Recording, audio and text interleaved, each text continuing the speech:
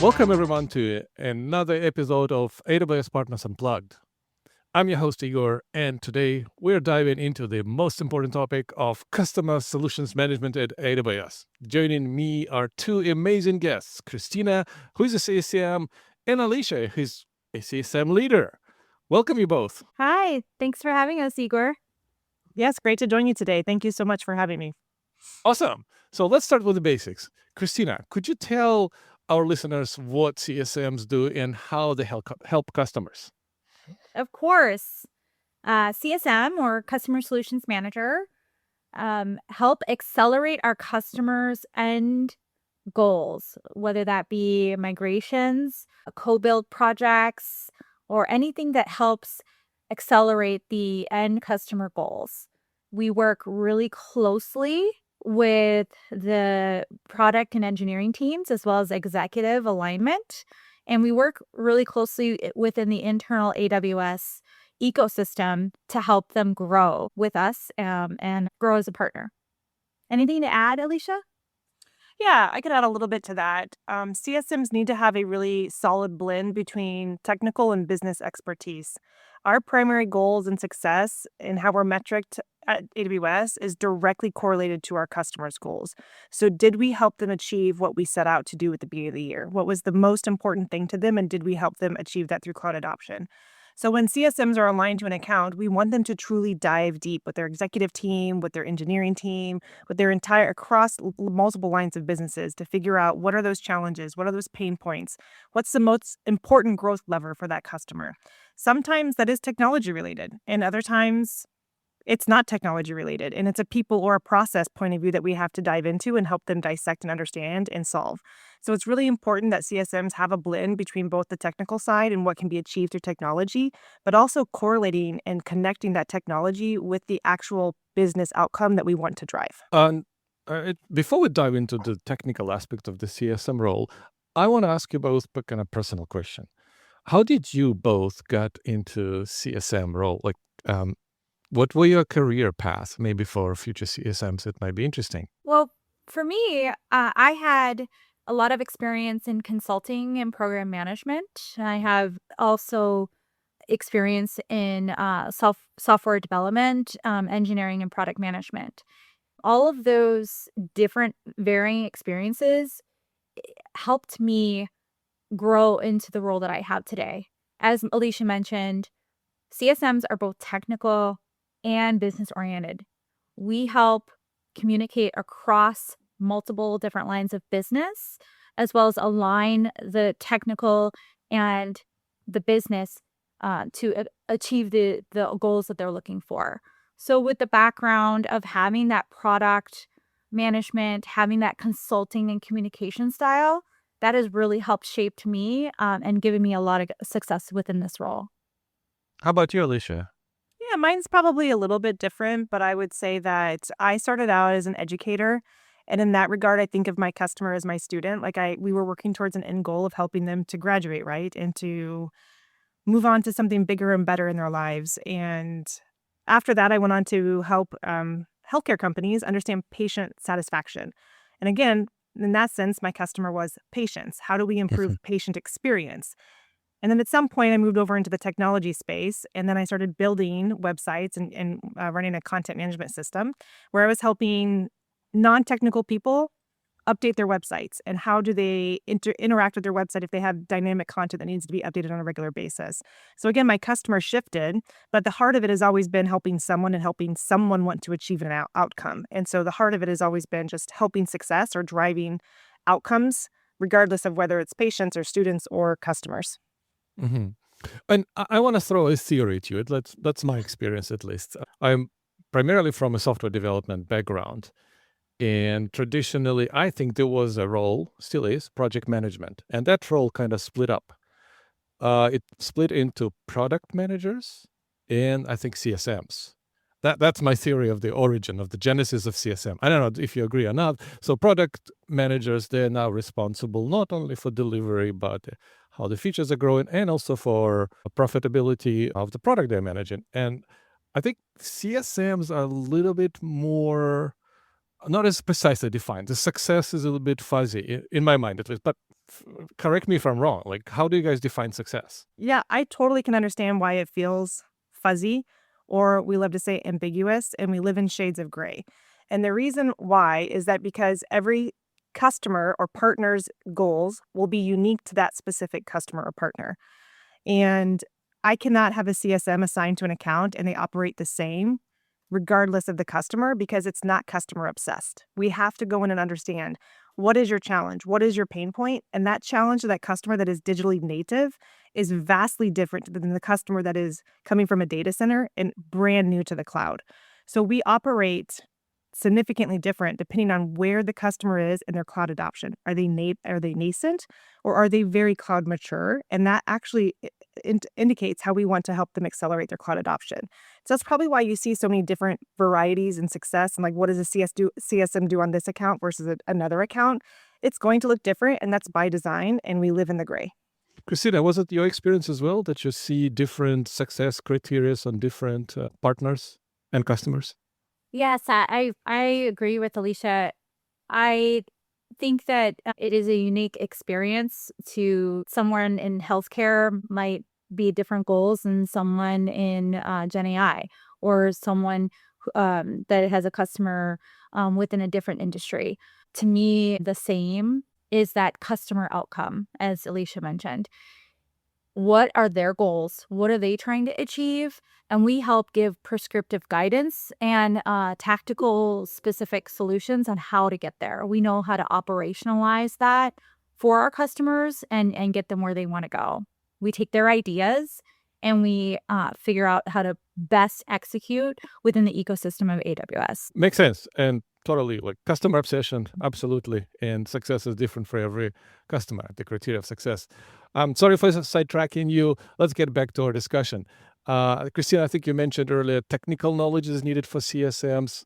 What kind of technical knowledge? Can you elaborate on that? Well, Igor, we need a lot of working knowledge in multiple domains, things like compute, hardware, networking, big data, security, and then, of course, Gen AI and agentic solutions. We need to have a deeper understanding in at least one or multiple of these areas in order to properly support our customers. But it's not just about the technical. We need to see the bigger picture, considering things like product strategy, as I mentioned before, things like executive alignment and efficiency, availability, and then scalability. Just because you launch a product doesn't mean it's successful. So we start from end to end and give that full customer experience. And maybe a question for Alicia. How does the role evolve as you progress in a project or a company or customer partner? Yeah, great question. So if we think about again where the customer is in their cloud adoption, we will have customers that are relatively nascent in their cloud adoption, and then customers are digitally native and are looking for a different type of engagement from a strategic partner.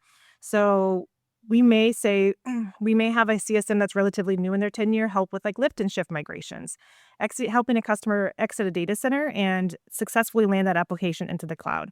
That would maybe be a very simple engagement that's not very complex. As you progress in your career, you're going to see more complex situations where maybe you're doing a whole data center exit, but on top of that, it's not just a lift and shift. Maybe you are modernizing it and refactoring the application while you are migrating it. And that's a much longer initiative and will be more complex and upskilling and also just re-architecting that solution into the cloud so that they can take advantage of like cloud native capabilities. So that's going to be a different type of CSM and you're going to give a more complex workload to someone that has more experience and exposure. The other thing is that a lot of our partners and customers love co-innovation with AWS. And so maybe that co-innovation is having a really rich relationship with one of our service teams. And that's going to be more complex to manage because we've got lots of different stakeholders and lots of different partners that we're having to coordinate and also deliver against. So that'll be a more complex engagement that we might get to a more tenured or senior CSM. Christina, do you think from a technical perspective, the expectations grow or in a business domain as well? You have to learn more. Yes, I definitely believe that with any role, it's continuing education, especially in technology. Technology is moving faster than ever. So we have to keep up with the latest trends, the latest products, the latest solutions to help our customers grow and think outside the box. We're not only here to help them use our native solutions, we're also here to help them think beyond what we have today. And that's what that co-innovation Alicia mentioned. We work with our customers to get in front of the market. We share our industry trends that we see, AWS having a global reach in that, but also we help them see beyond what their company is doing today and how to grow into the next generation. And Alicia, with the role ever evolving, from a manager's perspective, what do you think makes a great CSM? It's a great question. I think what makes a great CSMs, and we've kind of already mentioned it, but those that can really bridge the gap between technology and business. We're almost always using technology to solve a business problem or to deliver a business problem, or sorry, to deliver a business solution. So the best CSMs can hear the customer's use case or hear what their pain point is or their challenge or what their growth goal is, but then like pull themselves back from that individual scenario and see the bigger landscape. Why is this important to the customer? And we can put this in terms of like Gen AI. Why is it important for a customer to add a Gen AI feature or an agentic feature to their product today? What does that mean for them in the market? What is that going to do for them? And I think it's not just delivering that solution or that feature to that product, but it's like pulling them back from that delivery of just that one ask and seeing the bigger picture and how do we actually deliver something end to end and make it bigger and better together. So again, if we take away from Gen AI, it's not just about migrating out of the data center, but why does that data center exit matter to the customer? What does it mean for them? Does it give them more autonomy, more ability to have scaling or resiliency? What is the real key ask there? And the best CSMs are the ones that can really pull themselves back and see that big picture and deliver against a much larger strategy. Technology, as we've said, is rarely the blocker when it comes to cloud adoption. It's almost always the people or the process, and a great CSM has to understand how this is sometimes emotional to people because it's a change, and we are change, restrictive. We don't really like it. We're comfortable where we are, and so it's blending. Like, how do we help them want to move in and adopt something different than what they already know today? So those are what I tend to see that make the best CSMs are the ones that can kind of manage that complexity between the people side of it and then the technology part of it. Absolutely. It's a human nature, resisting the change, right? As companies, we want to be dynamic and innovative, but as humans, we want our comfort zone, right?